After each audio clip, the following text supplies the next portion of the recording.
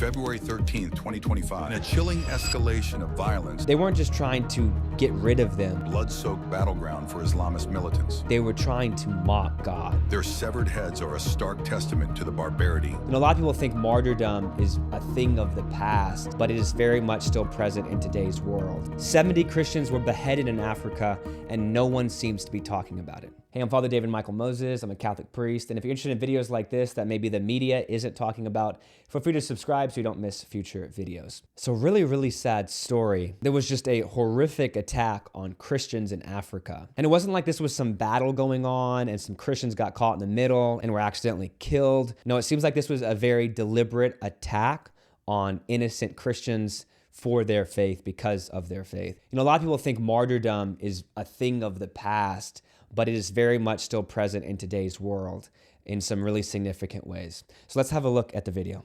In a chilling escalation of violence, the Democratic Republic of Congo, DRC, has once again become a blood-soaked battleground for Islamist militants.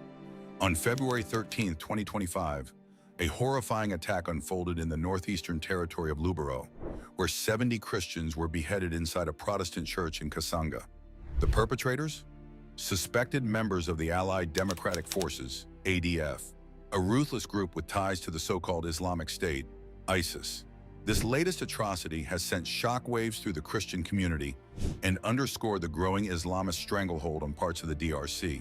The nightmare began at 4 a.m. in the village of Maba.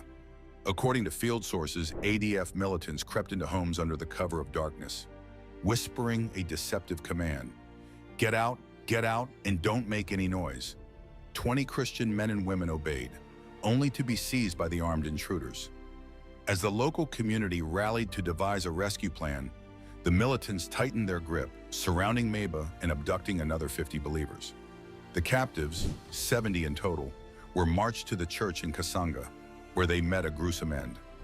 Their severed heads are a stark testament to the barbarity now plaguing the region. Even after the killings, the terror persisted. Until February 18, families couldn't bury their loved ones due to ongoing threats. Many Christians have since fled, joining the swelling ranks of the displaced. This gruesome massacre, reported by field sources and local leaders, marks the latest chapter in a relentless campaign by the ADF to assert dominance in the DRC's volatile northeast. Gosh, so they just basically went into their homes at 4 in the morning with the intent of getting them out and taking them to be executed, essentially. And what's really disturbing is they took them to the church, it sounds like, to actually execute them there. I think it makes it very clear just how evil this was, that they wanted to take them to the house of God to kill them in some way in front of God. Really just, obviously very sacrilegious. They weren't just trying to get rid of them, like they were trying to mock God and to mock their faith. Honestly, really incredible strength by these people. I would assume that they knew there was some kind of threat of this, and yet they didn't renounce their faith. They didn't leave the area. They very much accepted the witness that was being offered them. Really, the incredible witness of martyrdom is that they really believed this stuff, that they were willing to die for it. Tertullian says, the blood of the martyrs is the seed of the church. In other words, the blood of the martyrs, even though you maybe can't see fruit from it immediately, it's the seed of the church. It is buried in the ground, but with time, it will bear even greater fruit. A seed is so small, but the plant that it produces is so big, and that's definitely been the history of the Catholic Church. Wherever there are martyrs, there's a great flourishing of Christianity. And actually, to that point, one of my good friends is from Guadalajara, in Mexico, and his diocese actually has more vocations to the priesthood than I think any other diocese in the entire world. And he says that it's because in the history of Mexico, there were so many local martyrs that so many young men actually knew the families and the people and the places where these men had died and given their lives.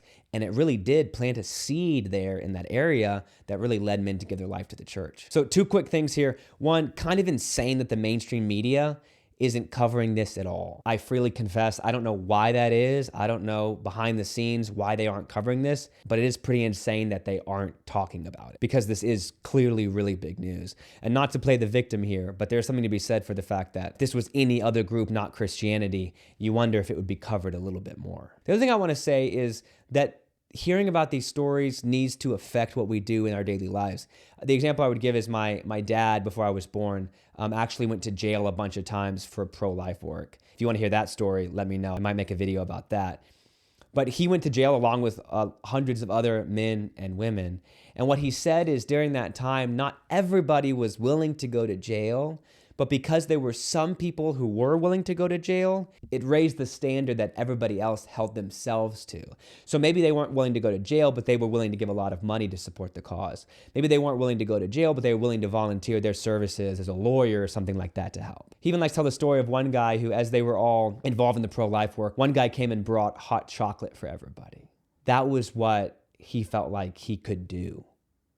That when the standard was that some people were going to jail for months, then I could at least do something, right? And I think it's really good for us to recognize that there are Christians out there who are being beheaded for the faith. That's the standard. So that should hopefully raise the bar for what I expect for myself. If they're willing to be beheaded in the middle of the night for the faith, am I willing to wake up and pray for the faith? Am I willing to go to Mass on Sunday for the faith? Am I willing to go to confession? Am I willing to do something a little bit more? Am I willing to talk to my friends about Jesus?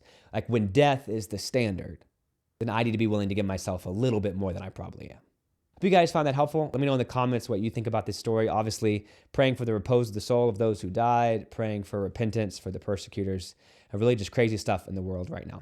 God bless you guys.